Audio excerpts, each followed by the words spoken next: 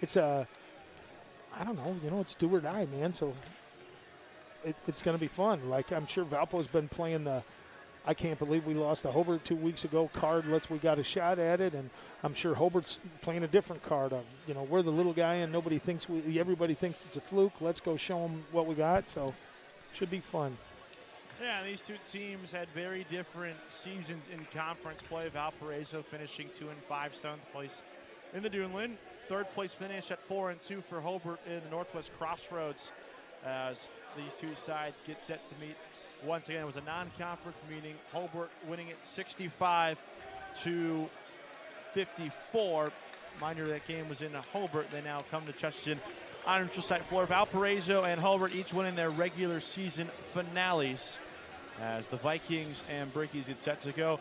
For Valpo, it's been a very interesting season. It's been kind of one of those off years. They finished 13-11. Like I said, they finished in 7th place in the Newland Conference. But the good news is now when the postseason rolls around, you get to turn the page. Yeah, and they've dealt with some injuries like a lot of people have. But, for them, when their guards get hurt and they need guards to complement those bigs. I mean, Hobart and Valparaiso played on February 10th, right? So they played like 3 weeks ago. And since that point, Hobart's gone 2-3, Valpo's gone 1-2. And one of those losses was that loss that we saw here to Chesterton a couple weeks ago that was not their best showing. And Chesterton shot out of the gym. So I'm sure they're looking forward to getting some of the stink off of that last time they were in this gym.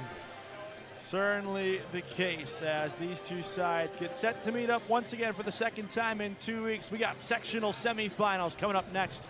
All right, after this break, you're watching Game Night on the Region Sports Network, the only game in town. Have you heard? Stratton-Manteau was voted Best of the Region 2025 in several categories, including Best Caterer, Deli, Flower Shop, Food and Grocery Delivery, Fried Chicken, Place to Buy Produce, Place to Buy Seafood, Loyalty Program, and Grocery Store. We're proud to be recognized by our community, and we're committed to continuing to deliver the variety, value, and convenience you deserve.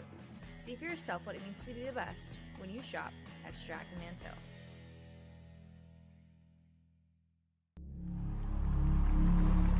Some see a wrestling match. We see a Some see a coach sending a runner home. We see a mentor guiding a student athlete into the future. Proud to keep education in front of athletics since 1903.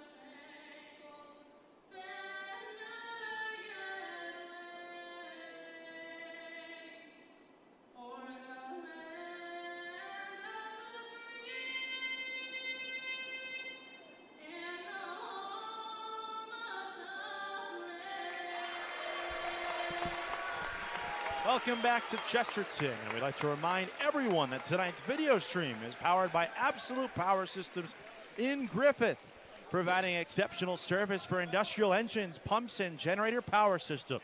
For more info, visit AbsolutePowerSystems.com. Absolute Power Systems, powering your business absolutely. Let's dive into this Hobart Rookies team. 13-9 overall, 4-2 in Northwest Crossroads competition. They finished third.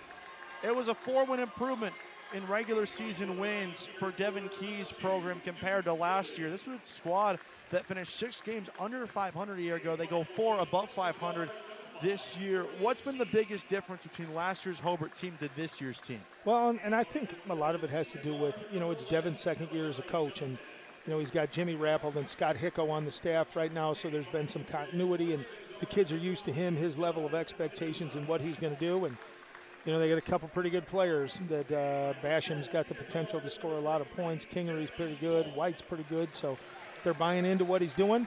He's a no-nonsense, no BS guy, and he tells it like it is. And it's neat to see him come back and coach at his alma mater. It wasn't that long ago when he was playing point guard for us, and it's nice to see him back there. So they're 22-24 right now after 2 years. So with the season that they had last year, this year's about righting the ship for them.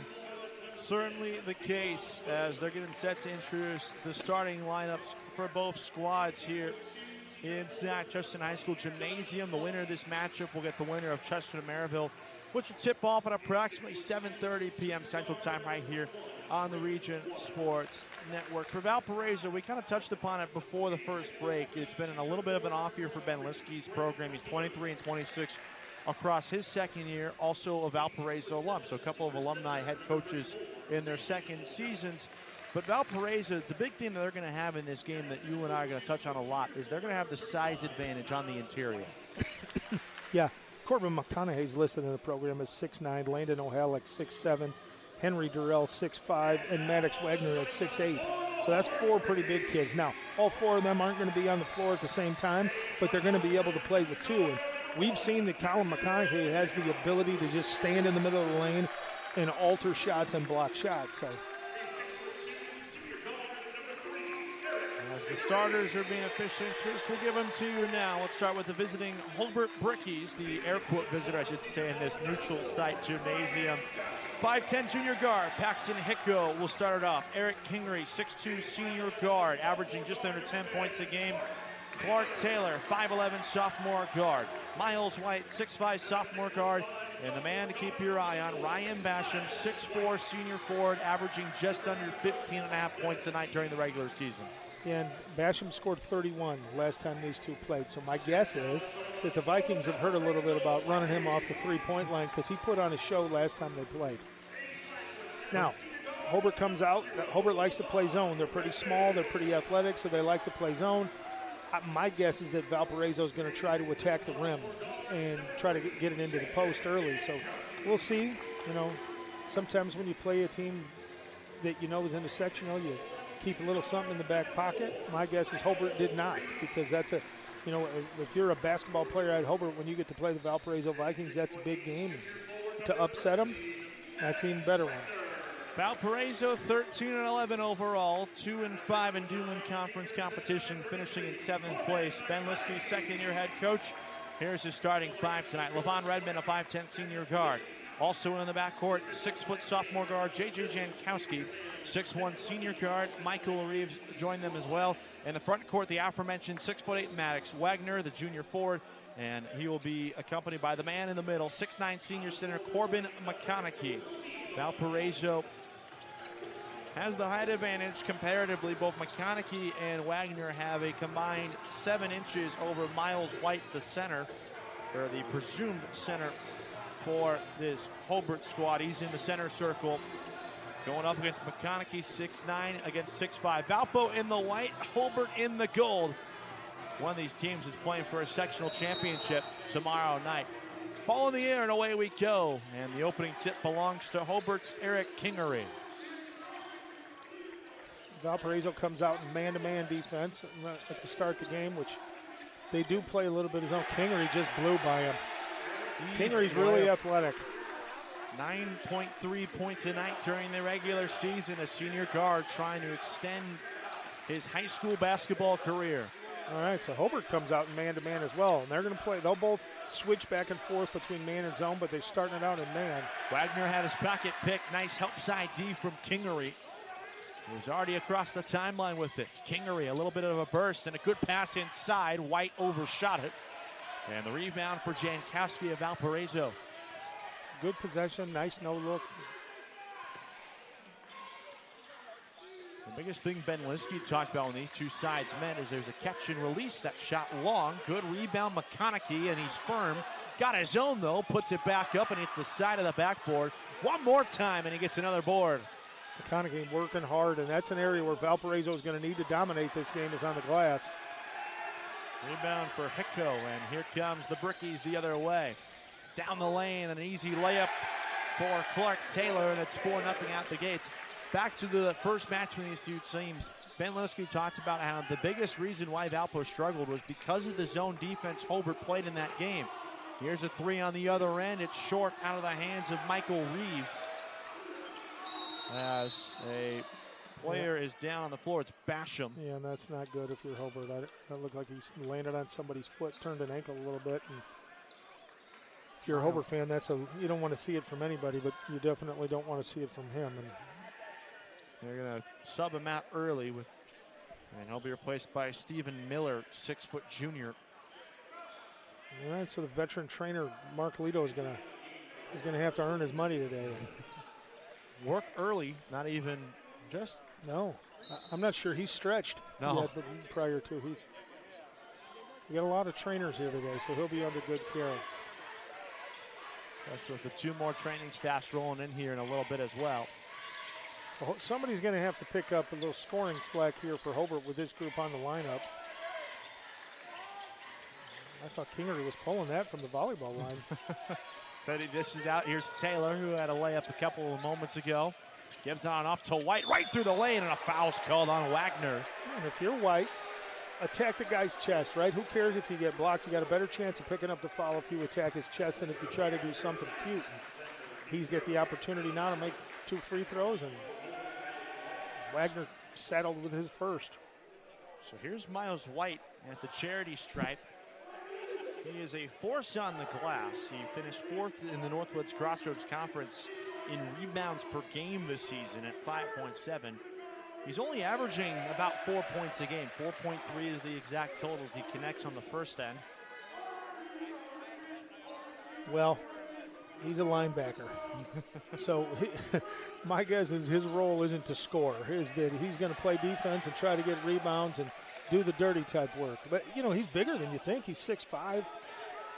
The tallest player listed on Hobart's roster as Kingery slashes through the lane but comes up empty. Wagner the rebound for Valparaiso. Vikings still looking for their first points of the night. Hobart a 5-0 edge here early. Redmond backs it on out for Jankowski. Man-to-man still for Hobart. Different look than what Valpo saw against them a couple weeks ago in Hobart. McConaughey down low against White. He's got 4 inches on him. Can't get the rebound, and we're going the other way. Yeah, if White just competes and tries to make those post shots difficult, he doesn't have to get blocks. Just challenge his shots, make them difficult, be vertical. Valparaiso's about 0 for 9 at the floor right now to start the game. Kingery, a little hesitation. He drives. He'll go to the line for 2 more. Kingery's got a burst, really good first step. That's the 3rd time he's got to the rim in this game. First foul on Corbin McConaughey, team 2nd. Kingery comes about it naturally. The Kingery family's a longtime Portage family, a lot of really good athletes. His father was a star quarterback and basketball player at Portage back in the late 80s, and he's got a burst about him, and he's got a little chip on his shoulder right now where he knows he's going to have to be the guy, and he's been really aggressive offensively to start the game. And he's a sneaky 9 points a night type kid as well, too. So he's already got 4 on the game. He extends the Hobart lead to 7. Can Valpo find just a point on this possession? Wagner may have gone away with a push, and he scores. Yeah, Wagner's left-handed. He has a tendency to go to his left. So I would assume that White's going to want to overplay that left. Kingery pulls the trigger, and it's strong. Good rebound by Redmond. The point guard getting down and dirty. Drives it right down the middle, and he can't convert. He'll get a pair at the line, though. Yeah, Levon Redmond, the last time we saw him play he gets after it. He plays hard. He's going to play hard regardless of the score, regardless of what's going on in the game. He's a nice little engine there for the Vikings. We talked to this coaching staff. Ben Liskey talked about how good his summer was, directing the backcourt and really stepping up and taking over as the quarterback. Swishes that one. 7-3 the score. Well, good news for Hobart. Basham's back in. He doesn't look like he's moving real.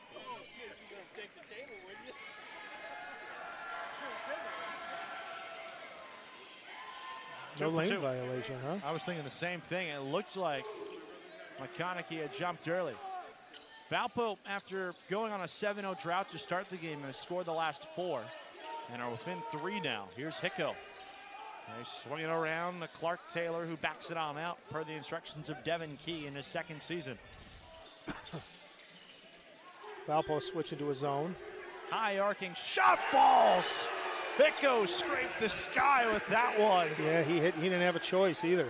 6'7", long arms in his face. That's a heck of a shot. Not a bad way to get your first points of the night in a sectional. No, and if you're Valpo, that's not a great way to start your first possession in the 2-3. No. Giving up an NBA 3. And travel on the other end as well. Hobart fans making some noise. Good momentum swing now off of the 3-point shot from Hicko. He's 32% from distance this year. There's a steal by Reeves, trying to get around Taylor, and he left a little bit desired. Great pressure from Wagner, and he slams it down. Yeah, that's one of those hustle plays that, you know, they don't throw it back in under your own basket, but that's easier said than done. And Kingery gets the assist for Wagner. They're back within 4. Valparaiso is. Kingery got trapped in the corner, and another steal. Reeves has 2 steals on 2 straight possessions. Yeah, Valparaiso's really active in that zone. They're not just sitting there.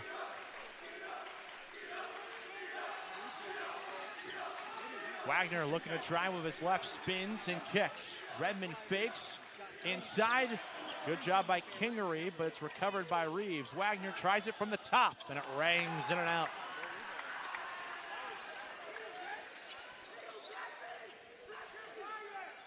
Valparaiso's 2-3s really extended out high right now. They're all the way out to almost the volleyball line. So, you know, without a post presence, it's difficult to get the ball into the middle of that zone unless you do it with dribble penetration like they did right there, and just, unfortunately for them, turned it over. Since that 3-pointer, that's now 3 straight turnovers Valpa's forced in that zone.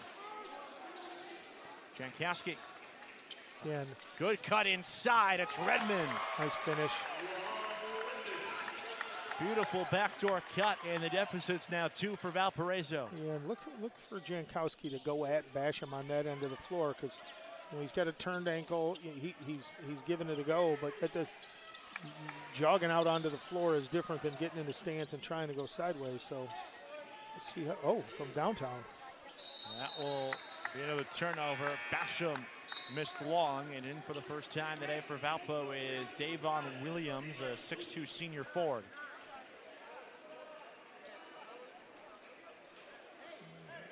Hobart giving a little token man-to-man pressure here on, at least on LeVon Redmond.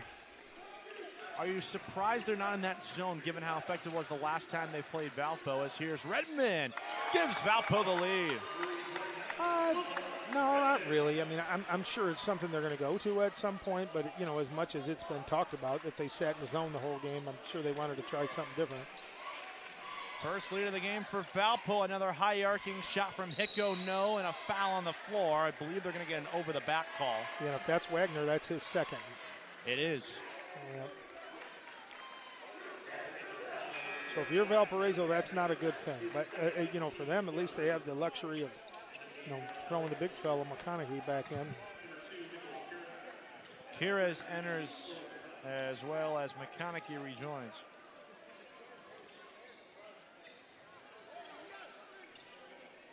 Hicko dribbles it back on out. 85 seconds to go in the opening quarter. Jordan Johnson, who just entered as well, gets it right back. Hicko thought about it for a moment against Kires. Gave it on up.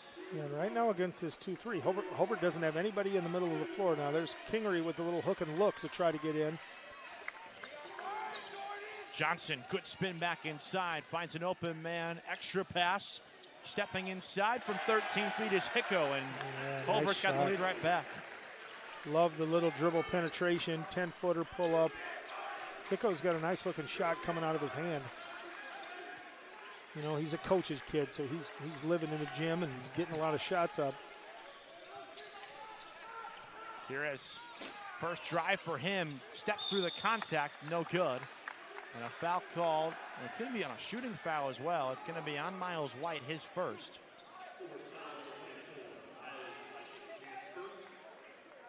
Second team foul of the quarter.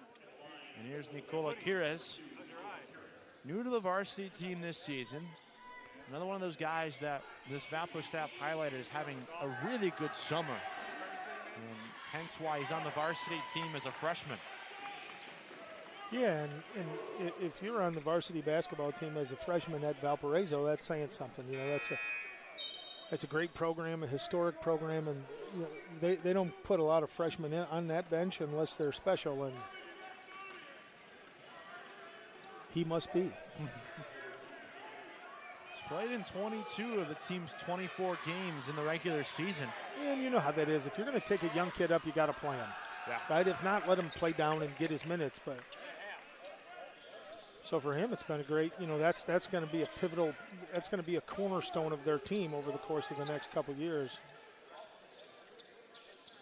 He splits the two shots. Final 15 seconds of the quarter. Valparaiso switching back to man-to-man. Kingery on the drive, kicks it out. Hicko trapped in the corner. 6 seconds now. Kingery with 4. Hicko with 2. Right into the lane, and he's swatted by McConaughey. And that's how the first quarter comes to a close. Yeah, and it's a great block by McConaughey. But I like Hicko going after the big fella. What are you going to do? There's 6 seconds left in the quarter. You don't have a choice, right? So we've only seen the game tied once, and it comes to end the first quarter of play. 12-12 our score. We'll step aside for a few moments. This is Game Night on the Region Sports Network, the only game in town. Four Seasons Mechanical proudly serves Northwest Indiana, providing quality, reasonably priced, reliable service. With a quality and comfort guarantee, the professionals at Four Seasons Mechanical offer a wide range of services in heating, ventilation, and air conditioning. Whether it's residential or commercial, Four Seasons Mechanical is there 24/7. To find out more, the website is fourseasonsmechanical.com or give them a call at 219-756-7020. Four Seasons Mechanical, your indoor air quality specialist.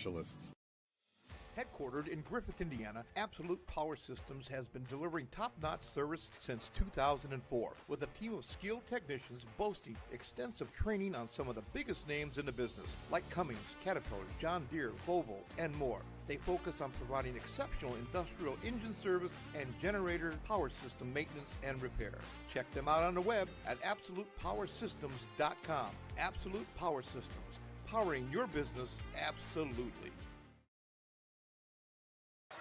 Well, even though we're inside, time for the Game Night Forecast brought to you by our friends at Economy Electric Heating and Cooling. Tonight's forecast, well, 66 degrees outside with a severe thunderstorm watch we're under here in Chesterton. That's the Friday Night Forecast brought to you by Economy Electric Heating and Cooling, keeping you cool in the summer and cozy in the winter as Kires dribbles and drives to begin the second quarter. So now Hobart's in that zone. It worked so well when these two teams met a couple weeks ago, and a late foul was called on Kingery. And Kires finds himself at the line again, so his aggressiveness on offense has earned him a couple trips to the free throw line here right now. 57% during the regular season. The freshman in the backcourt. And what Valparaiso is able to do in that possession is by reversing it 2 passes, it forces Kingery to come off the bottom and guard the guy on the wing, and then there's no help. So Kingery has to match up and basically play a man on the baseline drive.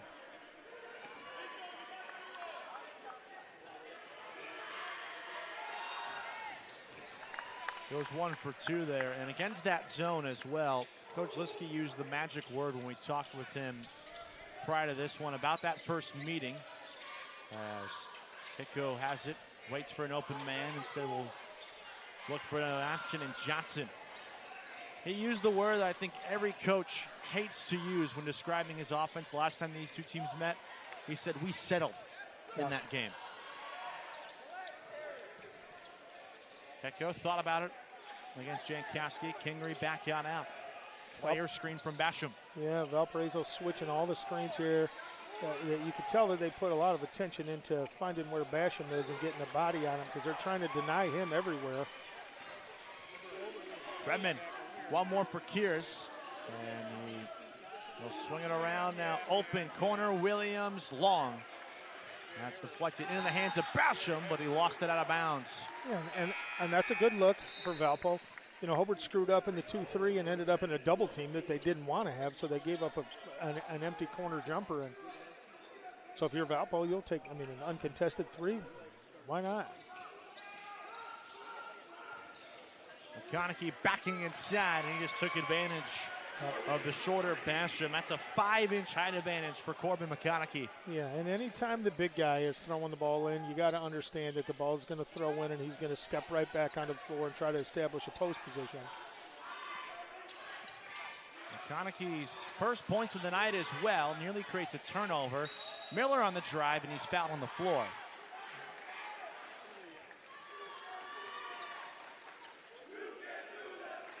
So it's the first foul of the quarter for Valparaiso, and we remind you to stay connected with all things Region Sports, as we are always active on Facebook, YouTube, Instagram, X, and at our website at regionsports.com. Celebrating over 25 years, we're proud to still be the only game in town.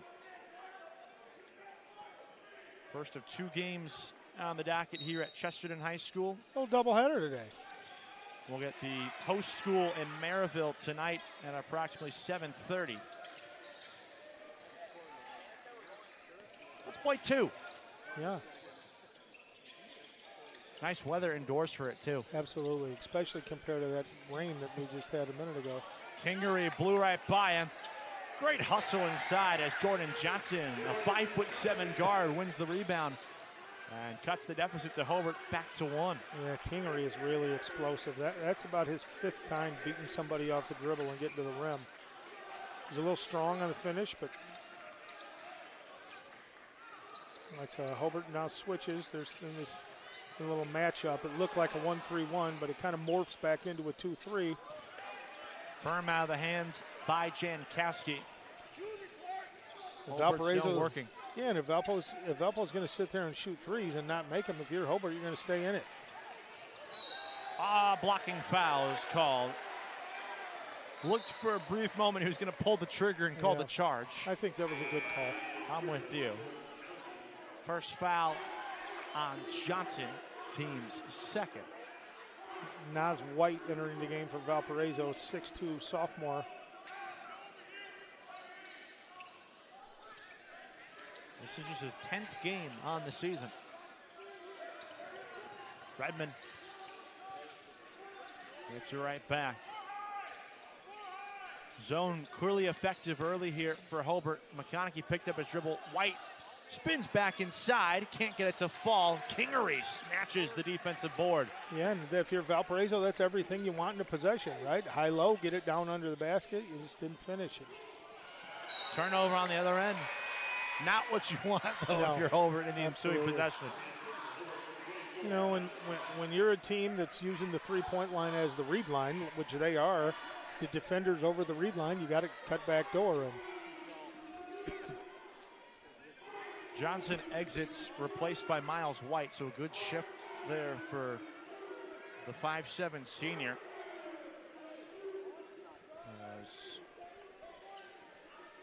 Don't know what the delay is right now. By the way, we're back underway. Inside 5 minutes to go in the first half. 1 point Valparaiso lead. White nearly coughed it up there. Kingery right in his face. McConaughey inside, got doubled. Redmond didn't have an option there for a second as the ball looks like a hot potato around the perimeter.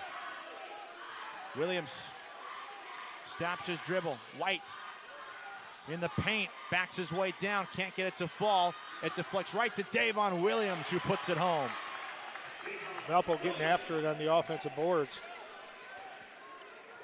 Back up to a 3-point lead. That's going to be charged. Yes, it is. Nice job, White. Another hustle play for the Vikings inside. Yeah, he was definitely set underneath that one. As Reeves will rejoin in place of Davon Williams. Zero White making a difference so far here, coming off the bench midway second quarter. As they need a towel to clean off the floor.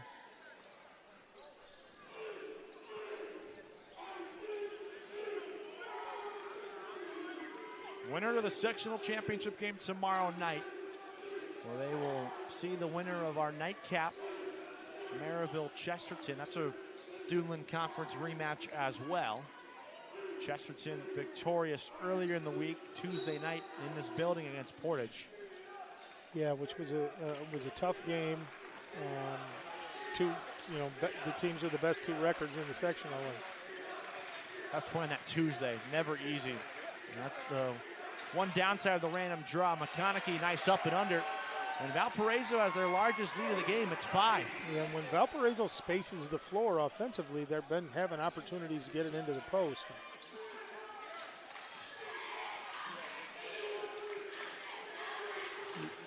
You got to figure that ankle is bothering Basham, who's, I don't believe he's scored yet. Still scoreless to your point. White the other way, 2 more. I like him. He's getting after it. I don't know if he was a JV guy early in the year that just earned some minutes or he was hurt, but we didn't see him a lot last time we saw them play, and he's making his minutes count tonight. Only averages 3 points a game this season, and they force another turnover. Jankowski flying coast to coast, and it drops in. Nice finish. All of a sudden, it's a 9-point Viking lead, and the crowd that made the short 13-minute drive from Valparaiso High School's campus is loving it. We'll take a break, exactly 3 on the clock, and a 9-point Viking lead. This is Game Night on the Region Sports Network, the only game in town.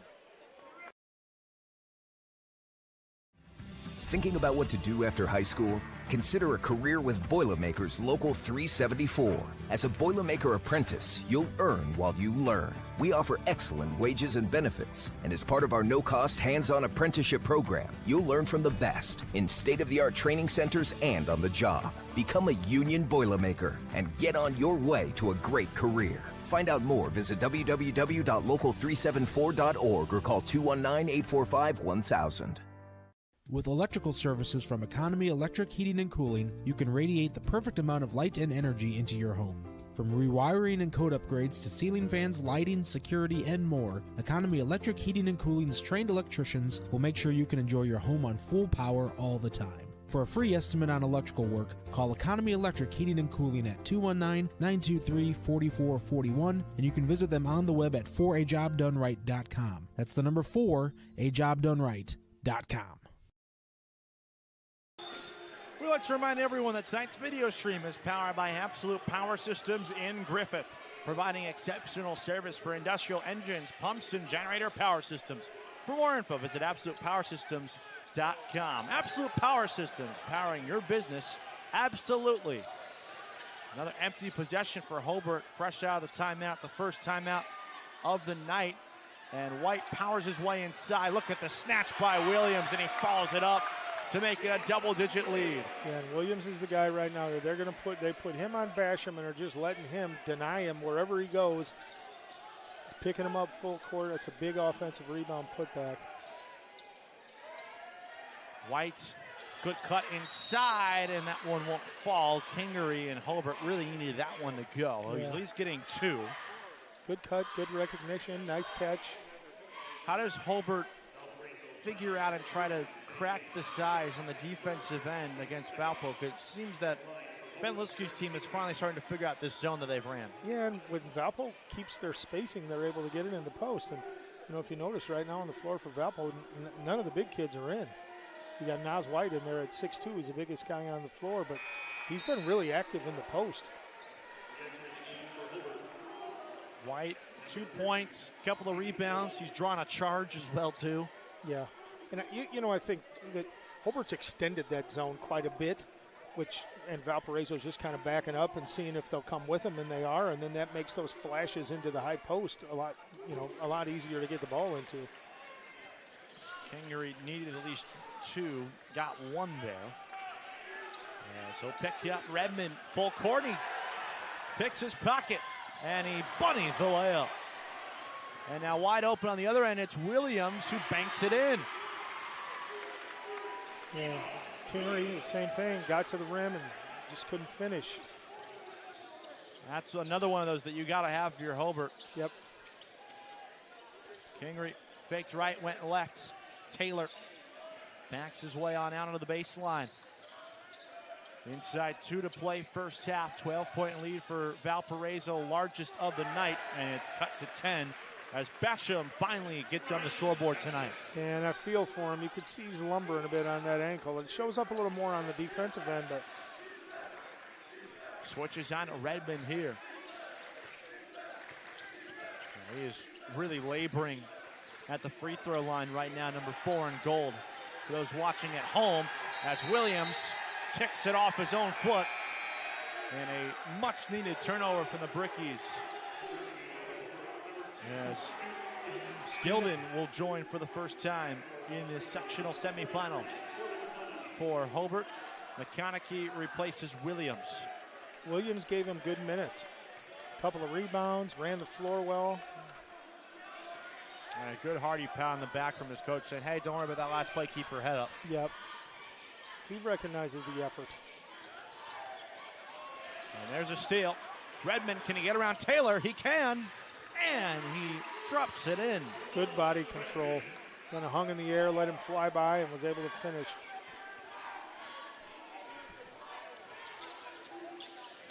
Twelve-point game once again. 44 seconds and counting. Hicko. Hobart, you need a basket. Oh, what a swat there from McConaughey. That was nasty. Yeah, weak side rotation over and got a little volleyball spike on that one.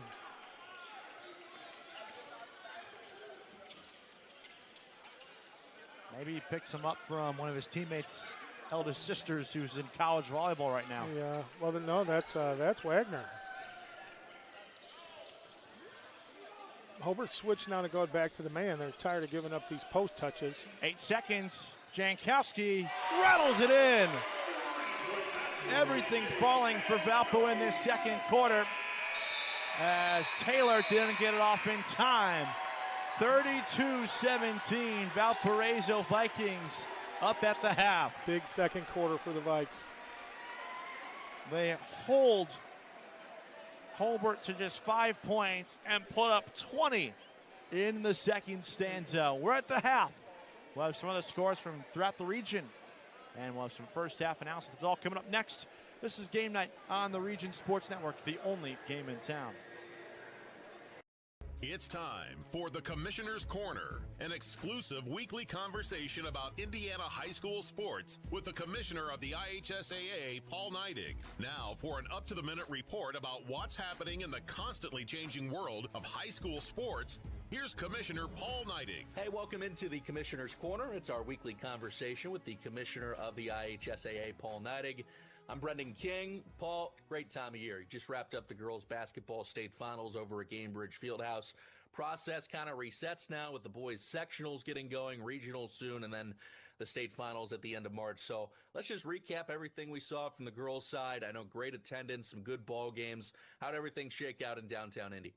Well, anytime we're with our partners at Gamebridge Fieldhouse, the Pacer Sports Entertainment, it's a great weekend, and it didn't disappoint. You know, we had 8 teams make the pilgrimage in Indianapolis and get to play in the best basketball facility in the country. And so we had the morning session, the 1 and 2A games weren't as close as we would like, but I think they were still competitive games. And so then we took a little break and came back for the 3 and 4A game, and those both were barn burners and really great attendance and good weekend to celebrate girls high school basketball in this great state. Yeah, obviously things finished up for an undefeated season for Center Grove, which is spectacular. Obviously, we saw what Belmont did in 3A. But, you're giving out the medals, and I know it's a yearly occurrence, but what's it like for you just to see the faces when you present those medals and the celebration ensues? Because that's what's special of everything. Yeah, it's first of all, I've given out a few medals in my career here at the IHSAA, and it never disappoints. I mean, it's certainly if they put the red one around their neck, they wish it was the blue. But as time moves on, they understand the accomplishment that team had, even though if they were in second place that day. But then to see the people, the student athletes get the medal, but the ones that I really enjoy are the bus drivers and the athletic trainers and the people that are around the team that have probably spent a lifetime within that school community. And today is their day to be able to celebrate with their girls, their coaches, and their town. And so it's really special to see those adults receive those medals also. Sectional round of the boys tournament well underway, the regional round coming up here soon. And Paul, I know this is your wheelhouse. I mean, the hardwood is where you played on when your high school basketball career, and a lot of memories created. What is it about this time of year? And like you said, everybody plays a role, bus drivers, athletic trainers, student managers. But when you're actually getting to play in these high intense situations, what's that like? Well, I think that's what you do. I mean, that's why you practice the game, why you love the game. And, you know, there's so many life lessons that people learn through the process of competing that carry them through the rest of their life. You know, I often talk about those lessons being transformational, and they are transformational, but they're also transferable into everything else these student athletes are going to do. And many of them would not achieve great things without the ability to grow up in an education-based athletic system. And I'm so proud of the work that our coaches do and our communities do to help these students have a platform to grow.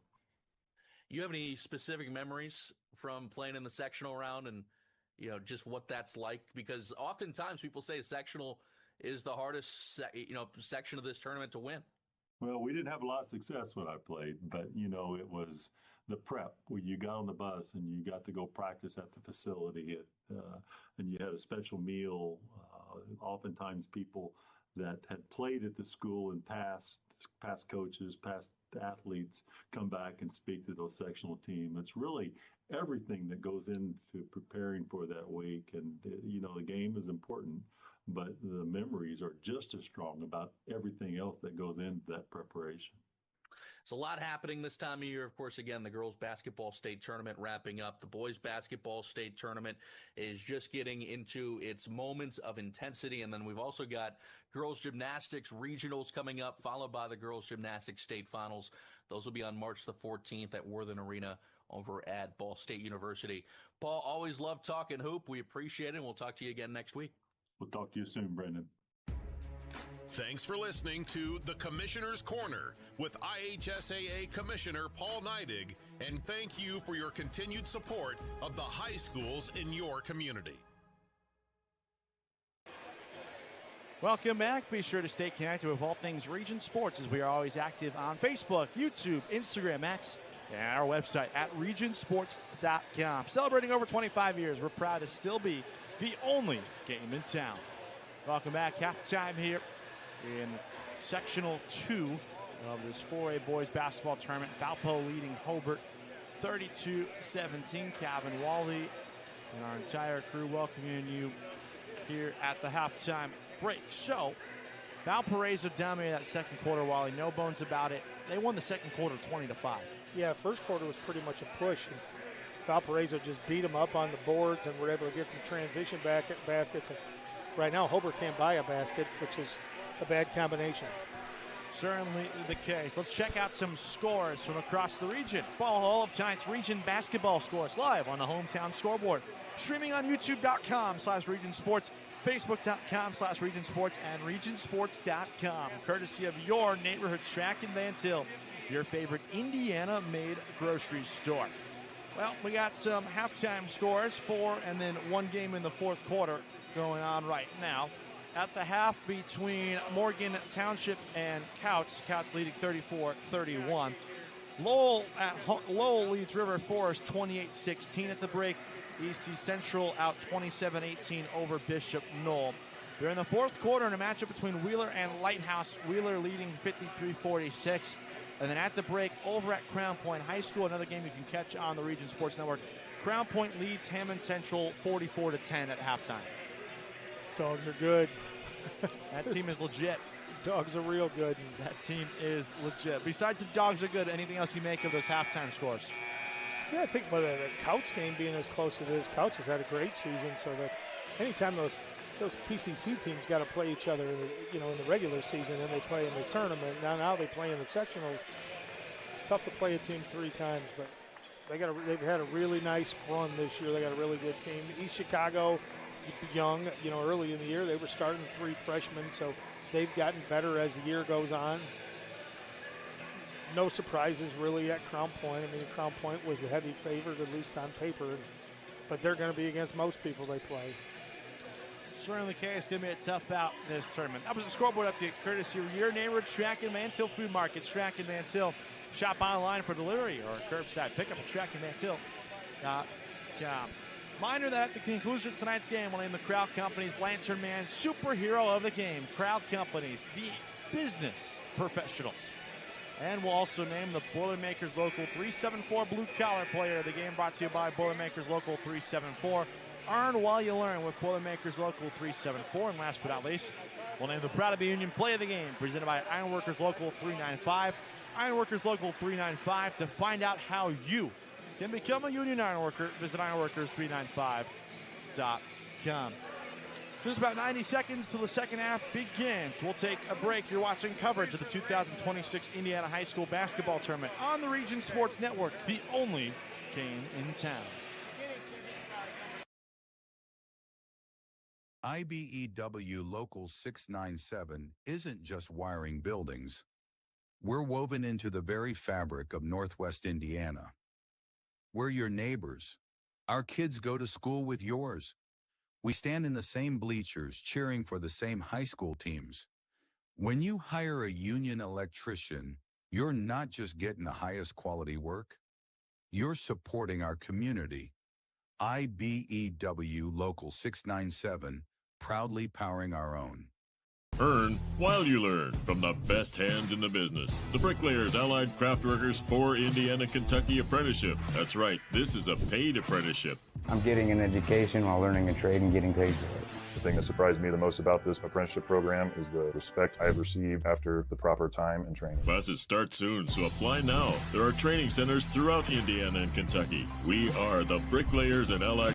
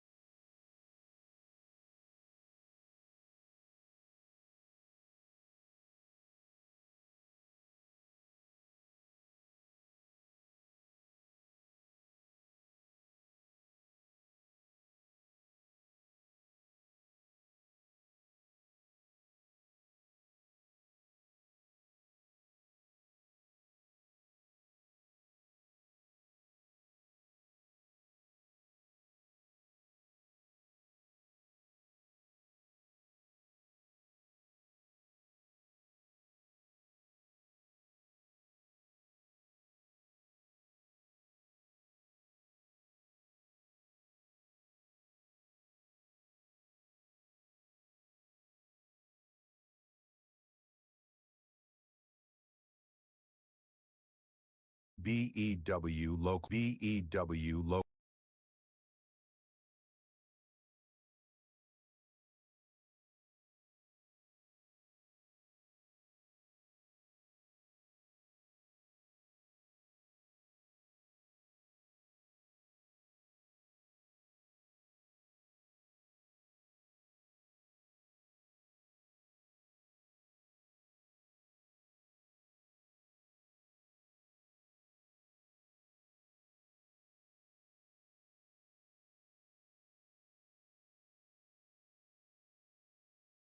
BEW Local 6.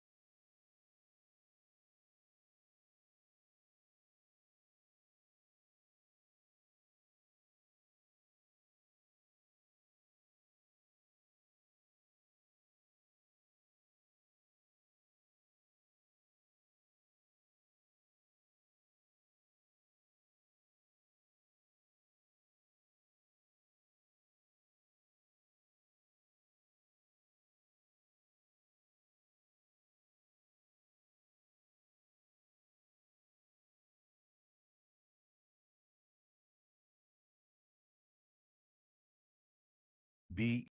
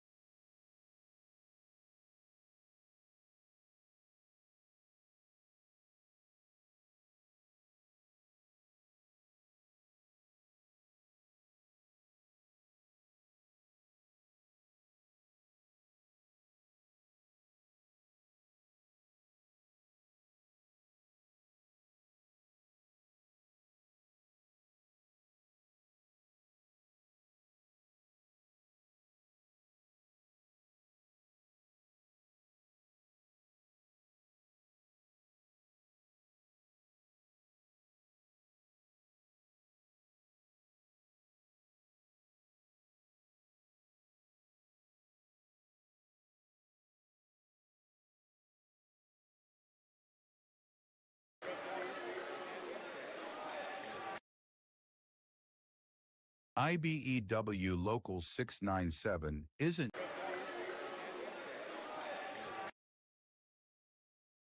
IBEW Local 697 isn't just wiring buildings. We're woven into the very fabric of Northwest Indiana. We're your neighbors. Our kids go to school with yours. We stand in the same bleachers cheering for the same high school teams.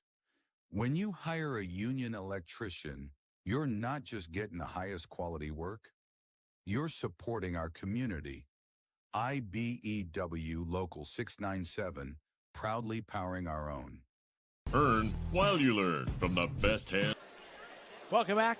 Out of Valparaiso's first time out, 10-point Viking lead, but Hobart can get it to within single digits for the first time since the early stages of the second quarter. Yeah, Valparaiso switched back to the man-to-man.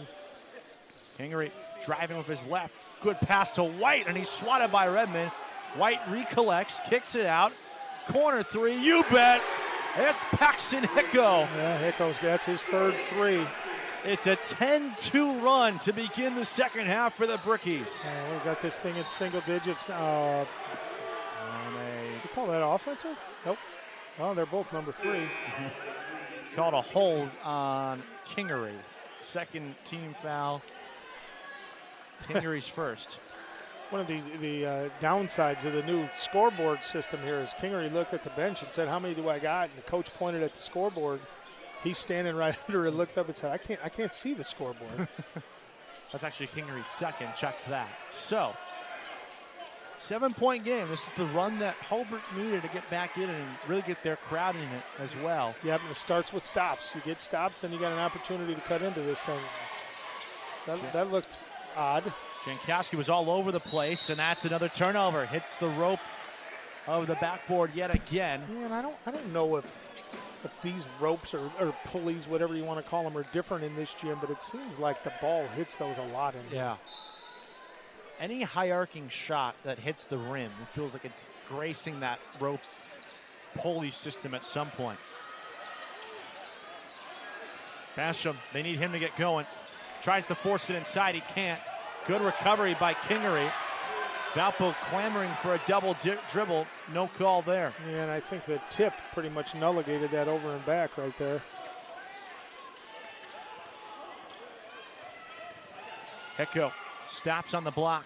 Basham into the Duneland Conference logo. Steps through. You're going to call it travel. Yep. Devin G not happy. Remains a 7-point game. Yeah, and it was a good post move, but it probably was a challenge. If you look around the gym right now, there's a lot of people shaking their head yes, and a lot of people shaking their head no. So the neutral site games, that's the beauty of it, right? I guess it depends on what color T-shirt you have on. White. Oh, he hooked him. Right around White. Can't get it to fall. Williams, the second try, no. Tips it into the corner. Wide open on the other end. Redmond, a fake, a drive. No, yes. Chaos. I love Levon Redmond. Hicko fakes, let McConaughey blow by, and it's all air. Good hustle by Kingery. Here's Basham, yes! And one.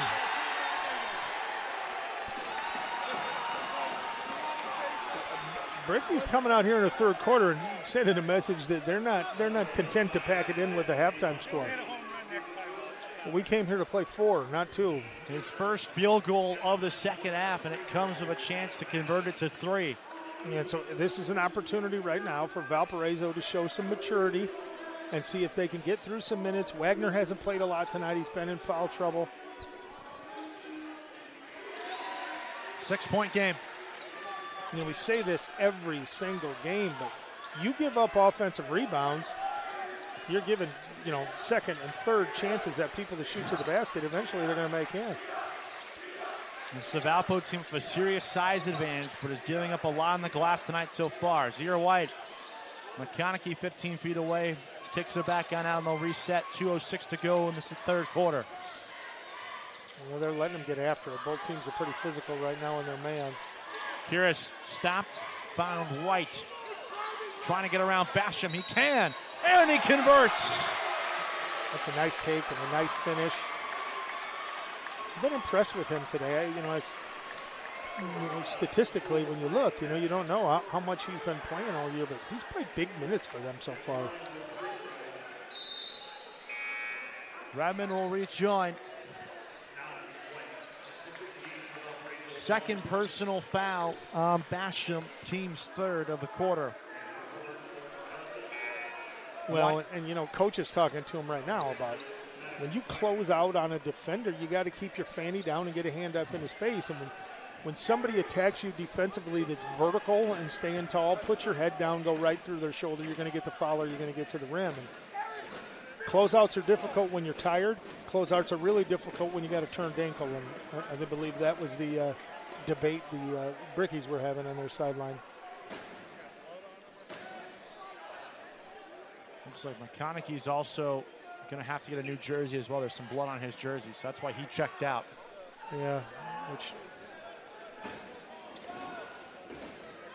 now we're telling him he's got to pretend he's walking down the hallway to change clothes. They want him to change jerseys. It's two times in a row we've been here. We've seen the old blood on the jersey. Tuesday was more profuse blood than tonight's appears to be.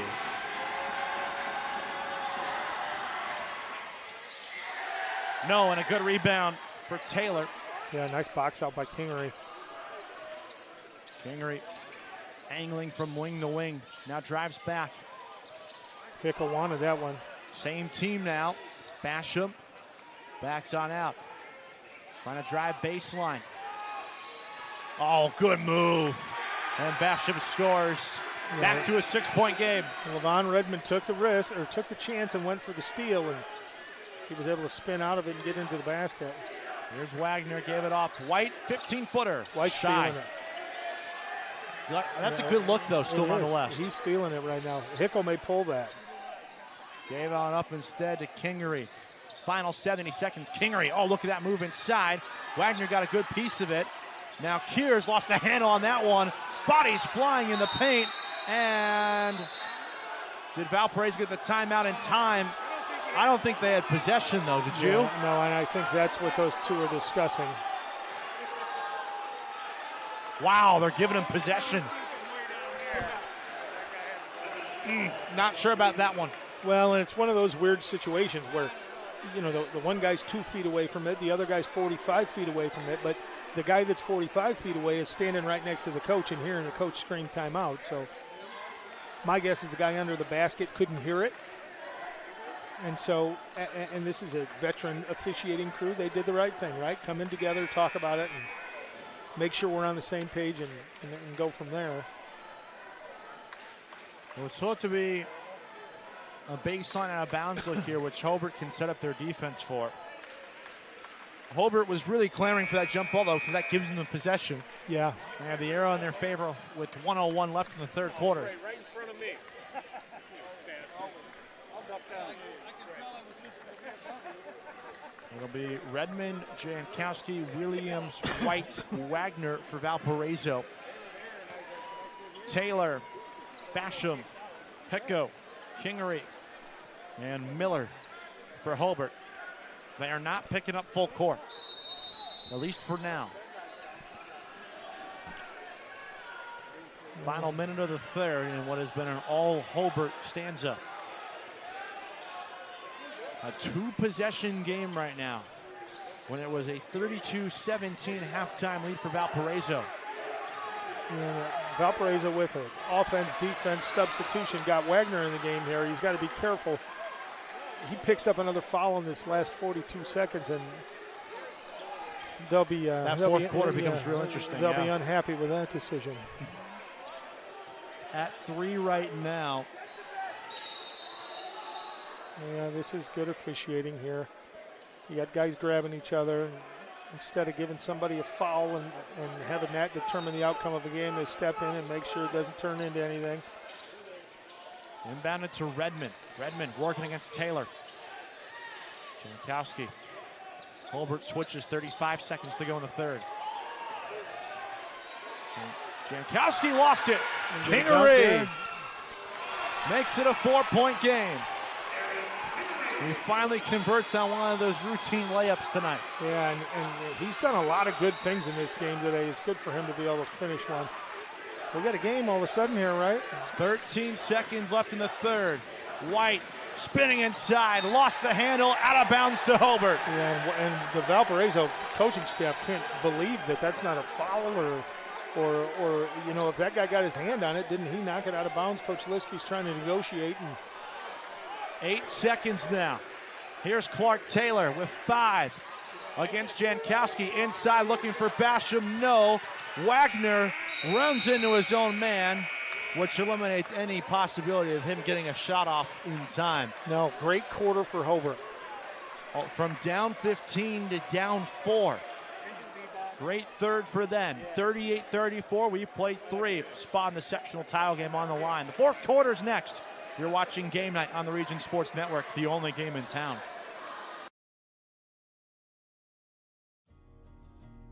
At American Testing Services, based in Hobart, Indiana, we specialize in NDT drone inspections and heat treatment services for local mills, fab shops, and facilities across the country.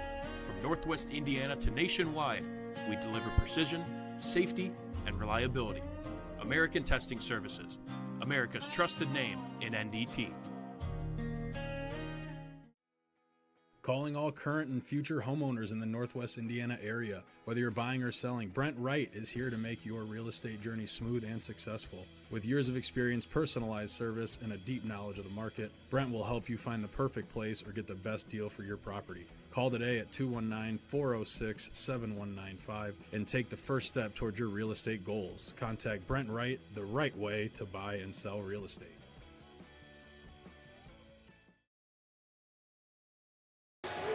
We'd like to remind everyone that tonight's video stream is powered by Absolute Power Systems in Griffith, providing exceptional service for industrial engines, pumps, and generator power systems. For more info, visit AbsolutePowerSystems.com. Absolute Power Systems, powering your business absolutely. Fourth quarter is here. Hobart basketball, the Brickies in the gold, trailing by 4. They won that third quarter while in McCormick 17-6. Yeah, and so you got first quarter as a push. Valpo dominates the second. Hobart comes out and dominates the third. So the Brickies started that third quarter on a 10-2 run. And Valparaiso's back with that starting group in, and they're back in the 2-3. And the idea behind it here is not to have their bigs matching up with athletic. Hecko! Short. And Jankowski comes away with the rebound, looking Nice to push. pass. Reeves is there. Will take the easy layup. Great pass by Jankowski. Saw the floor well. Like you said, though, the two bigs back out there for Valparaiso now. Wagner's got 3 fouls. So does McConaughey. Here's Redmond. Right to the rack for 2 more. Just like that here. You don't be surprised to see Hobart take a timeout here. It's a 4-0 run to start the 4th. 8-point game. You know, Hobart struggles against the zone because they don't really have a post presence that can go win. Right? They got Stephen Miller in there right now in the post. He's 6 foot. Especially with no Miles White on the floor. Yep. Kingery. Oh, he catch an ankle or he slipped? He slipped and to travel. And Jordan Johnson, who had some really sneaky good minutes in the first half, enters for the first time here in the second. And yeah, Hobart's gonna talk about it here, my God. Oh, they're taking it full. They are taking it full. We'll take it with them. 42-34, Valpo. Good start to the 4th. This is Game Night on the Region Sports Network, the only game in town.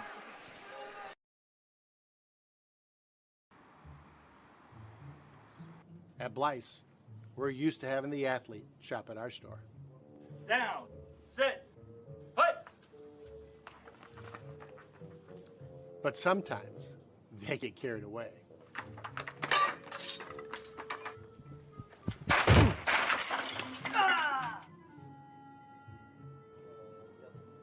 Blyce, this is where the athlete shops. Located in the heart of downtown Indianapolis, the newly renovated Hampton Inn is within walking distance to over 30 restaurants and attractions, including Lucas Oilfield and Gamebridge Fieldhouse. Hampton Inn has much to offer, including a hot breakfast, high-speed internet access in every room, as well as a fitness center. Why wait? Make your reservations today. Call 317-261-1200 or make them on the web at hamptonin3.hilton.com. Hampton Inn, Indianapolis, downtown.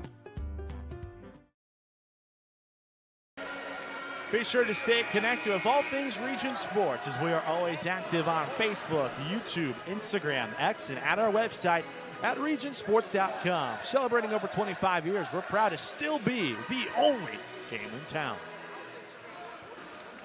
3 timeouts left now for Hobart after they've gone through both of their full timeouts available. Shout out to the Hobart Bricky students today. They got a big student section over there, a lot of kids having a good time. Cheerleading squad out in full force as well, too. Hobart needs a stop. They got to within 4. They now trail by 8. Valpo starting this 4th quarter off on a 4 run, and Reeves has it rattle in and out. McConaughey, the putback, short, and that one deflects off of, I guess the rule is the foot of Wagner. Valparaiso, I think, was convinced that it hit Kingery's foot last. So much human traffic down there that you can't really tell. Yeah, and Kingery down there competing against the 2 big fellas. It has been so much fun to watch tonight. Playing pitch and catch right now with Paxton Hicko. Kingery, good move. Drops it on off for Miller, who has it go in and out of his hands. Yeah, Miller didn't see that one coming. Hit him right in the chest. Redmond. Oh, look at that footwork inside. Can't get that one to go, and McConaughey draws a shooting foul.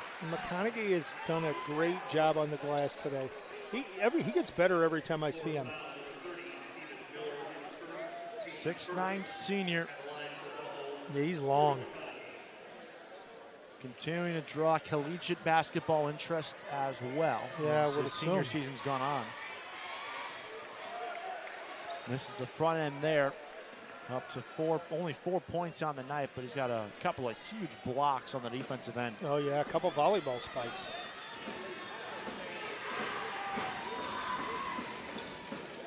He goes 0 for 2, and Kingery snatches it, pushing the pace with Hicko.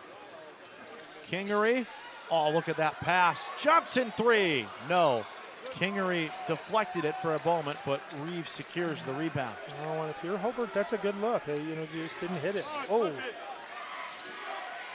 might have gotten away with one there. Thought we were going to get the stiff arm call there. Jankowski, no. Wagner, yes. 10-point lead. Good job of him keeping the ball up high and keeping it active off the backboard. Basham from way downtown, no, and there's no one there to rebound it. Yeah, and if you're Valpo right now, you don't have to do anything crazy here. Let's run some offense. Or Redmond, yes, take it sir. to the basket. Or just take it to the basket. Showing off the handles in this sectional semifinal. Yeah, he does a nice job in traffic at changing directions. Basham hits on the other end for three. Well, good for him. He saw one go in, and hopefully if you're a Hobart fan, he starts seeing a couple more of those. They get it to within single figures again as Wagner goes coast to coast. And that rebound belongs to Hicko. Paxton Hicko kicks it out. Johnson waits for options. Nice Kingery pass. Right through the lane, and it bounces in and out. Oh, my goodness. Yeah, nice pass. That was exactly the possession Hobart's been looking for. And they come up short. And Jankowski can't make him pay on the other end. Kingery with another rebound. Johnson, little hesitation, picks up his dribble. Basham, deep look.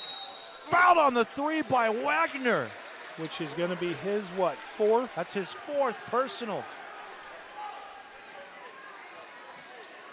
You know, Basham turning that ankle early in the game obviously had a big effect on the game, but he's trying to get his fingerprints all over this fourth quarter here by pulling a couple long threes, and that's what your leaders do, right? Mm-hmm. Trying to play through the pain, firm on the front end. Yes.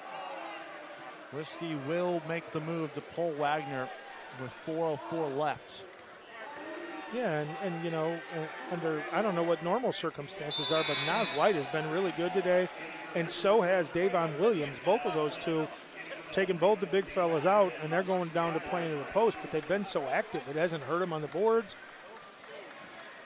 This has been a rough trip to the line, by the way, by Basham, 0 for 2 when he was fouled shooting a deep three-pointer. Yeah, and you know, any opportunity you have to cut the lead with a clock stop is a big opportunity. And can he get at least one? No, he can't, and he can't even get the rebound. That is a really, really bad break for Hobart. Yep, that's a tough trip. Usually a 76% free throw shooter.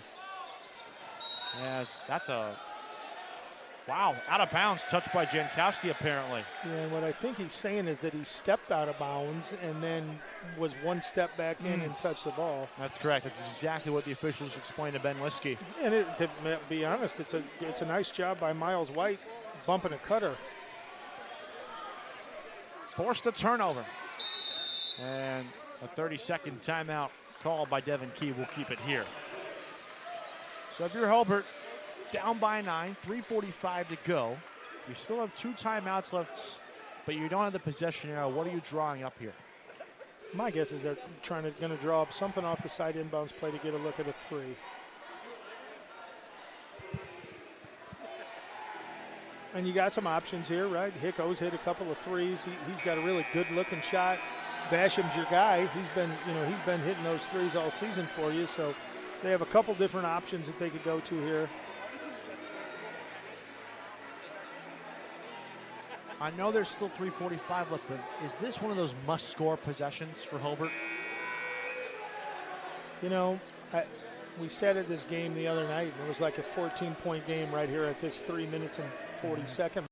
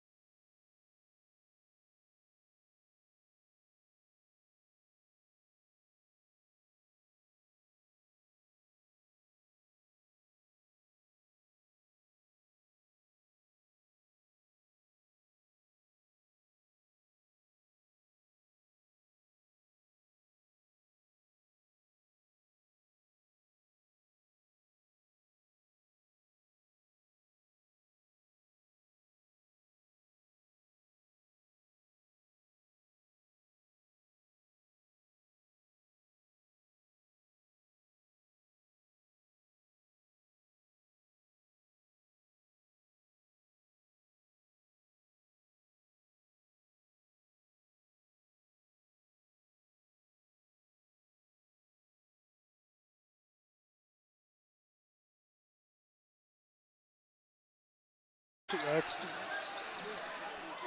got to be some sort of violation of the rules right there. But they've been letting them play all night. Jankowski extends the forearm. Yeah. Got away with another one there. Couple stiff arms. Legal in the fall. Not on the hardwood, though. It is tonight. Look at that. Jankowski. Wow, how did that not get called? Redmond trying to go up and under Wagner. Powers his way. Deflects into Johnson's hand. 1:50 to go. Still a 7-point game. Hicko thought about the transition three. Taylor will drive. Stops. Give on up. White deflected and denied again by Wagner, and a foul by Miles White. What else do the Hobart guys have to do, though, against the illegal contact from J.J. Jankowski? Do they got to sell it more? Well, I mean, I don't. It's going both ways, right? They're letting him ride him up. They've got an arm bar in, letting him ride him up. Coach Liskey's going to sit him down and talk to him about situation here. We, understand where we're at. We have this many timeouts left. There's 1:39 left on the clock. This is what we want to do. If you get in trouble, let's burn a timeout. Those kind of things are going on in that huddle. 46-39, 1:39 to go, fourth quarter. Valparaiso leading. This is Game Night on the Region Sports Network, the only game in town.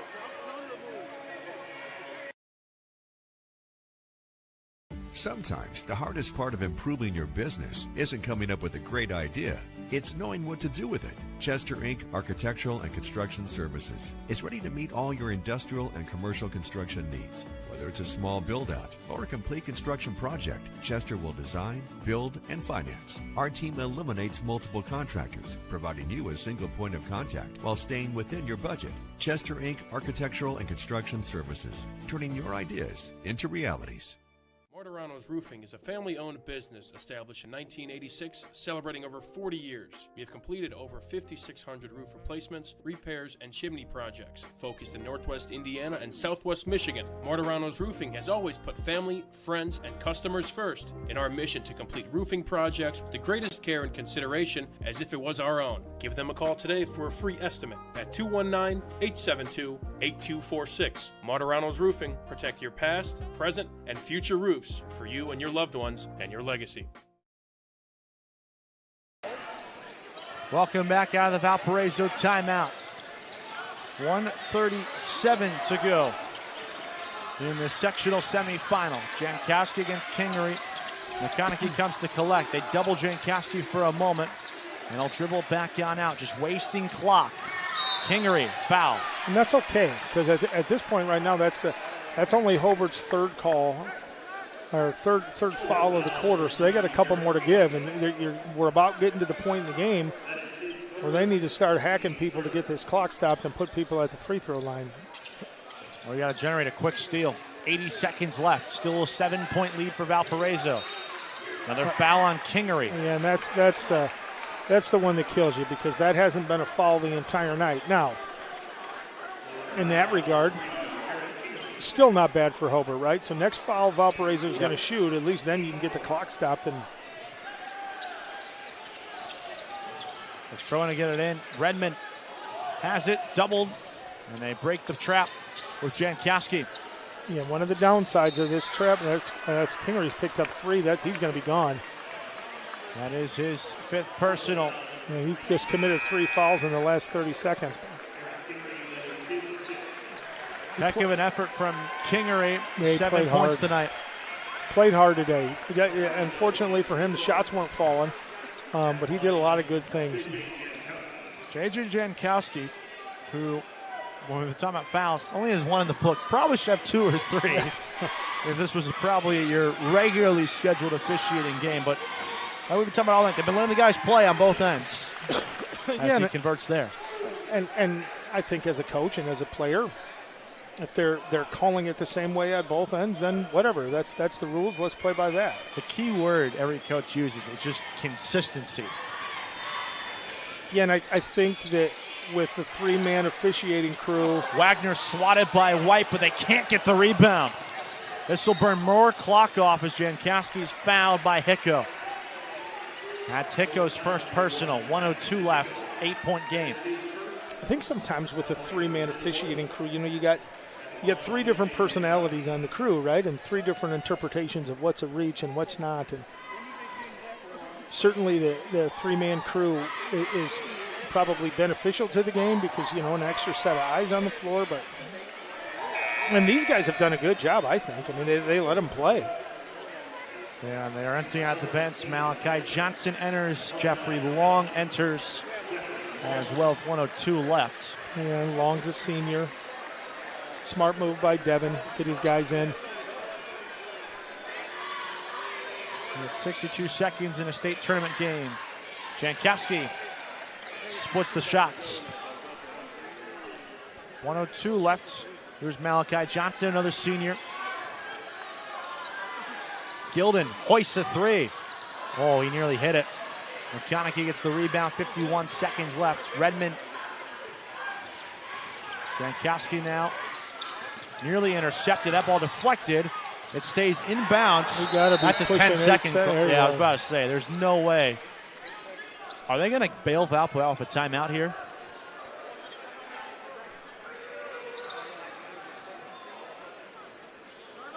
Wow, they are.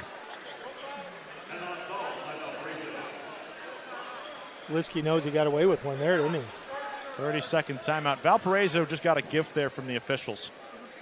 We'll stay here. 48-39 the score. That's two also as well because you have the play earlier in that first half where they called the timeout on that play where there was no possession, but they granted Valparaiso possession. That was in the third quarter, I beg your pardon. So, and both of those were similar, right? The one official's right in front of the Valpo bench, so he obviously hears Valpo calling timeout from the sideline, and the other official's down where the action is. He doesn't hear it. So the question then is, why was the whistle of timeout so late then? Is the better question to ask. Yeah, I don't. Jankowski fouled by Johnson. By the way, it's not going to make a big difference at this point. 9-point game, 32 seconds left. No, and when it's all said and done, you got to find a way to make baskets. And after the first quarter, Hobart's been held to 25 points, 27 points for the entire game after the first quarter. That drops in. A multitude of substitutes coming in. For Valparaiso, Johnny Clumpy, Braden Waters, Braden Hager, as well as White will enter, and Kires. They will substitute for the shooter, assuming Jankowski hits. Yeah, and it's good to get guys in. Exactly. Right? They've been going to practice for 4 months. They've been doing all your summer stuff, all your weightlifting stuff, and Jankowski deflects it. Miller keeps it alive. Johnson, another turnover, and this will likely do it. Assuming they cross the timeline, they will likely back it out, and they will. So Valparaiso will play for a sectional championship tomorrow night. And they will await their opponent, will it be Chesterton or will it be Maryville? But the Vikings got dicey in the second half, but they hold strong to win it 49-39 to advance the Sectional 2 final. Overall, your thoughts on this one? Well, if you're Valparaiso, the moral of the story is win in advance, right? And, they lost to Hobart by 10 last time they played. This time they come out with a 10-point victory, so a 20-point swing. I don't know. The first quarter's a push. You played great in the second quarter. Then you got whooped in the third quarter. But at this point, you get to come back and play tomorrow. Valparaiso outscored Hobart 11-5 in that fourth quarter.